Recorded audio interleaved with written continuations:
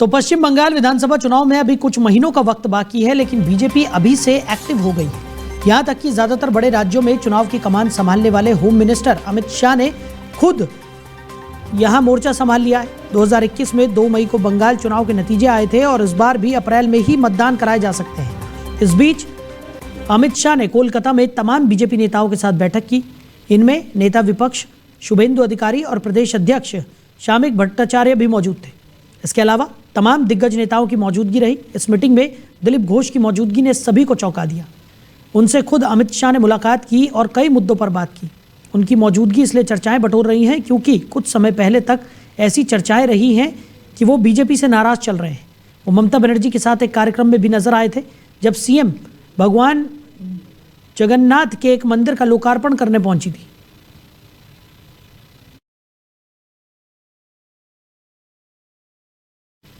गृह मंत्री अमित शाह ने एक बैठक की जिसकी अध्यक्षता उन्होंने की। बीजेपी विधायकों और सांसदों की बैठक की अध्यक्षता करते हुए गृह मंत्री अमित शाह नजर आए। तो पश्चिम बंगाल में चुनाव बेहद नज़दीक है और ऐसे में गृह मंत्री अमित शाह ने भी पश्चिम बंगाल में मोर्चा संभाल लिया है।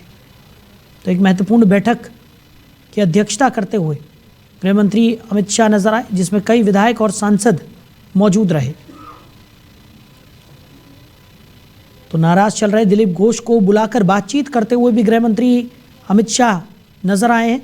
यानी माना जा रहा है कि अभी से ही गृह मंत्री अमित शाह पश्चिम बंगाल को लेकर एक्टिव मोड में हैं और आज विधायकों सांसदों के साथ महत्वपूर्ण बैठक उन्होंने की।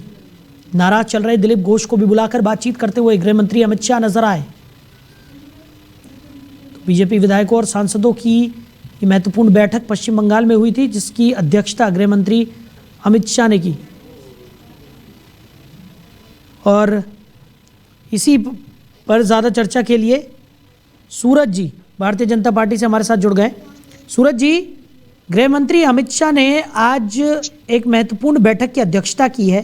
कई विधायक और सांसद उस बैठक में मौजूद रहे। वहीं नाराज चल रहे दिलीप घोष को बुलाकर भी उन्होंने बातचीत की। यानी कि चुनाव से पहले ही काफ़ी एक्टिव मोड में गृह मंत्री अमित शाह नजर आ रहे हैं पश्चिम बंगाल में। क्या कहेंगे? बिल्कुल पूरी ऊर्जा का संग हमारे देश के गृह मंत्री और भारतीय जनता पार्टी के नेता, हम सबके मार्गदर्शक श्री अमित शाह जी के आने से पश्चिम बंगाल में कार्यकर्ताओं में और नेताओं में सभी लोगों में बहुत ज्यादा जोश आया है। और जिस प्रकार से यहाँ पे भारतीय जनता पार्टी के कार्यकर्ताओं ने 300 से भी ज्यादा कार्यकर्ताओं ने प्राणों का बलिदान दिया है। इनकी हत्या की गई है तृणमूल कांग्रेस के द्वारा। विरोधी राजनीतिक दल करने के कारण हमारे 300 कार्यकर्ताओं को कहीं फांसी पे झुला के, कहीं काट के, कहीं गोलियों से भून दिया गया। ये इन कार्यकर्ताओं के लिए भारतीय जनता पार्टी 2026 का चुनाव हम किसी भी हालत में जीत के उनको, उनकी आत्मा को शांति तभी मिलेगी जब हम 2026 में पश्चिम बंगाल में यहाँ पर भारतीय जनता पार्टी की सरकार बनेगी। और डॉक्टर श्यामा प्रसाद मुखर्जी ने जो सपना देखा था उस सपने को भी साकार करने का समय आ गया है। तो इसलिए बहुत ज्यादा जरूरी है और उस दिशा में काम करने के लिए ही अमित शाह जी हमारे बीच आए और हमें हमारा मार्गदर्शन किया।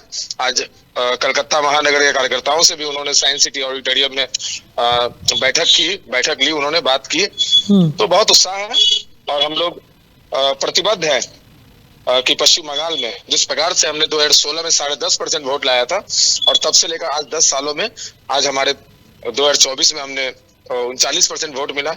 2019 में हमें 41% वोट मिला था जी। तो 2 करोड़ 28 लाख वोट हमें विधानसभा में मिले थे और लोकसभा चुनाव में 2 करोड़ 32 लाख वोट हमें मिले, 31 लाख।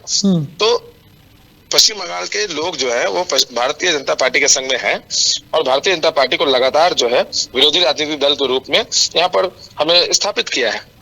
तो आने वाले समय में जिस प्रकार से हमने 90 सीटों पे लोकसभा चुनाव में 90 से ज्यादा विधानसभा सीटों पे हम लोग आगे थे और ये साफ संकेत है कि इस बीच में जिस प्रकार से तृणमूल कांग्रेस ने जो दुर्नीति किया है, जो लोगों का लूटा है, पैसा लूटा है, जो नौकरियों में चोरी की है, जैसे उनके मंत्री जो है वो खाद्य मंत्री जेल में गए, जिस प्रकार से उनके आधा दर्जन से ज्यादा जो है मंत्री विधायक सब लोग जेल में गए। तो ये साफ साफ लोगों का तो पैसा लूटा गया है, सरकारी पैसों को लूटा गया है। तो इस चीज को तो लोग देख रहे हैं, समझ रहे हैं। तो एक तरह से देखा है तो ममता बनर्जी सामने से बोल रही हैं कि नहीं हम उन्नयन कर रहे हैं, लेकिन उन्नयन कुछ है नहीं, इन्वेस्टमेंट कुछ नहीं है। कितने रुपए, मैं तृणमूल कांग्रेस के अगर कोई हमारे साथी है तो मैं उनसे पूछना चाहता हूँ कि कितने रुपए आप लेकर आ रहे हैं बंगाल समिट में? आप हर साल बंगाल समिट करते हैं, बिजनेस ग्लोबल समिट करते हैं, लेकिन यहाँ पे कोई राज्य में कोई इन्वेस्ट करने के लिए तैयार ही नहीं है। हमारे पश्चिम बंगाल का जो माहौल है, यहाँ पे तो बीएसएफ को जमीन नहीं मिल रही है, तो बिजनेस करने के लिए कहाँ से जमीन मिलेगी?